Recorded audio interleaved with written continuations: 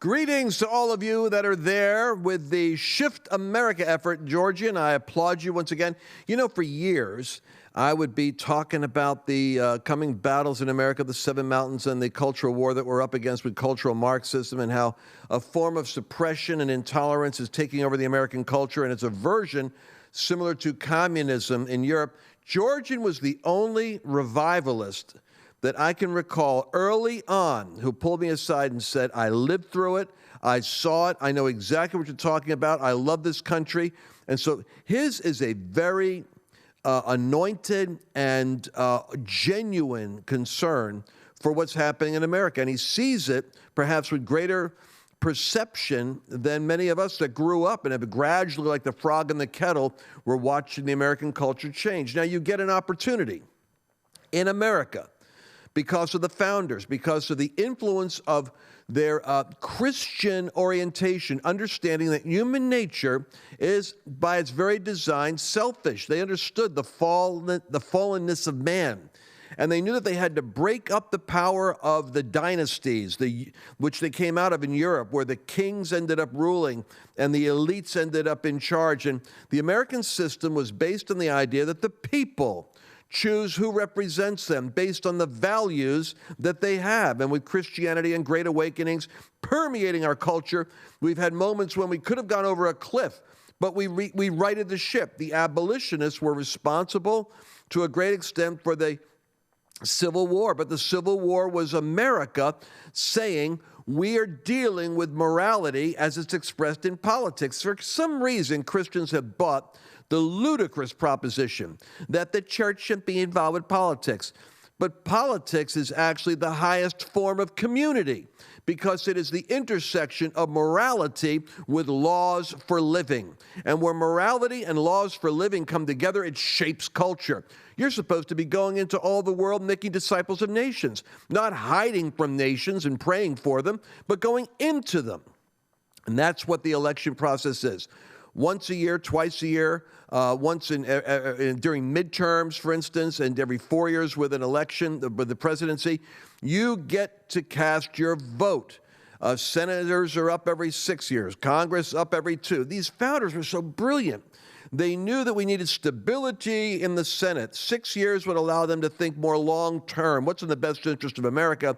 The 2-year cycle of a congressman is the hot boiling water of the local populace expressing what they want. Between the Congress and the Senate, the founders said we'll separate these influences so that it really gives us a chance to pick the kind of leaders we want for the future that we want. If you choose to not cast your vote, you're taking the seed God gave you that could be planted in the soil of your nation, and you're robbing God of the ability to change the nation, and you're robbing yourself of the expression of your own faith and your own responsibility. My friend Rob McCoy out there in California just said something last night on Flashpoint, which is mind-boggling. 15 million Christians are in California. They could alter the culture out there. The transgender ideology and the race theory that's being shoved into the school systems, the children are being propagandized. The Christians could change that. The problem is only half the Christians are registered to vote. And of them, only half show up and vote. So you could say the church has a responsibility to explain why California is the way it is. But you know what? You don't have that excuse either. In your own state, in your own backyard, you've got to get informed. If you don't know, well, I don't know anything about who to vote for.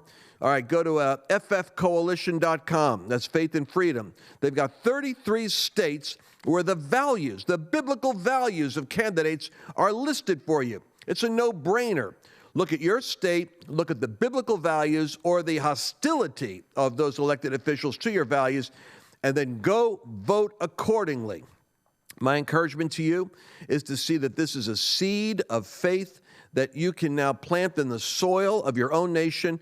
And if you're praying for your country, but you're not taking this corresponding action, it's like asking for prosperity and robbing God in the offering. It doesn't work. But I believe you are different. What I'm saying to you is that Shift America can shift America. Certainly in the Pennsylvania area where many of you are, you've got to take a close look at who your candidates are. You've got godly Christian leaders struggling to try to change culture. Get behind them. Stand behind them. And get informed. This is Lance Wallnau from my desk to your desk there, Georgia, signing off. I believe God's going to do something phenomenal in the midterms. And if you prophetic types want to know what's going to happen, go to Nehemiah chapter 4, verse 7, because the gaps in our culture are closing up. The people have a mind to work, and we're going to begin to demonstrate the halfway point of recovery. That's the midterm. The half the wall is going to be built, and you're going to see the story in Nehemiah chapter 4, verse 7, and I'll be checking in with you later. God bless you.